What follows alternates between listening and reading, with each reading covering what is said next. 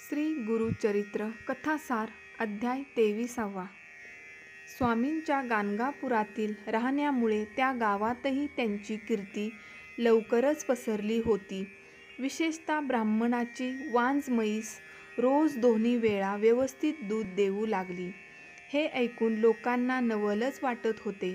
स्वामींचं राहणं हे अगदी साधेपणाचं असे. कोणाच्याही घरी जाणं नाही, येणं नाही.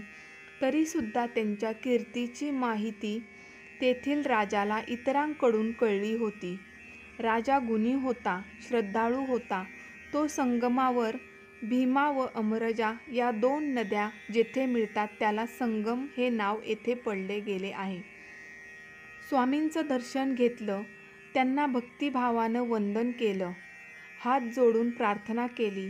आपण संगमावर एकटे राहण्यापेक्षा गावात येऊन राहिलात तर अधिक लोकांना आपलं दर्शन घडेल, त्यांनाही सुख शांती मिळेल. राजाची विनंती स्वामींनी मान्य केली. गावात येऊन राहण्यास अनुमती दिली. राजाने मोठ्या थाटाने व मिरवणुकीने स्वामींना गावात आणण्याची योजना ठरवली. निरनिराळे वाद्य, हत्ती, घोडे, पायदळ या सर्वांच्या मिरवणुकीबरोबर स्वामींना वाजत गाजत गावात आणण्याची सर्व व्यवस्थाही केली. संगमापासून मिरवणूक सुरू झाली. स्वामी पालखीतून येत होते. पालखी रस्त्याने हळूहळू क्षेत्रस्थानी म्हणजेच गाणगापूरला येत होती. वाटेत लोकांचा जयजयकार सुरू होता. शेजारच्या घरातून सुवासिनी बाहेर येत होत्या, पंचारतीने ओवाळीत होत्या. हा सर्व थाट लोक डोळे भरून पाहत होते.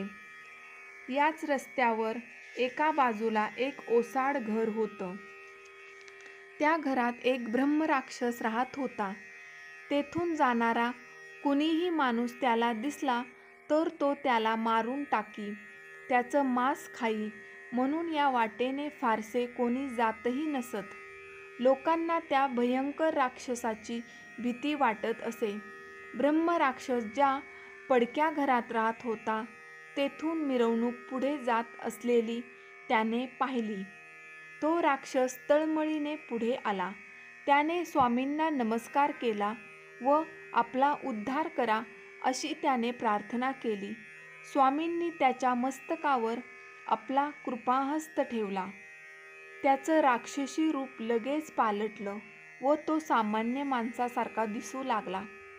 त्याला संगमावर जाऊन स्नान करून येण्यास सांगितलं. त्याची सर्व पापातून मुक्तता झाली व पुढे त्याला मोक्षप्राप्तीही मिळाली. स्वामींची कीर्ती आजूबाजूच्या अनेक गावातून पसरली. भाविक लोक त्यांच्या दर्शनासाठी येऊ लागले, आपल्या अडचणी सांगू लागले. स्वामींच्या कृपेने त्यांच्या अडचणी सहज दूर होऊ लागल्या. त्यांना समाधान वाटू लागलं. पुढे बरेच दिवस स्वामी गाणगापूरलाच राहत होते.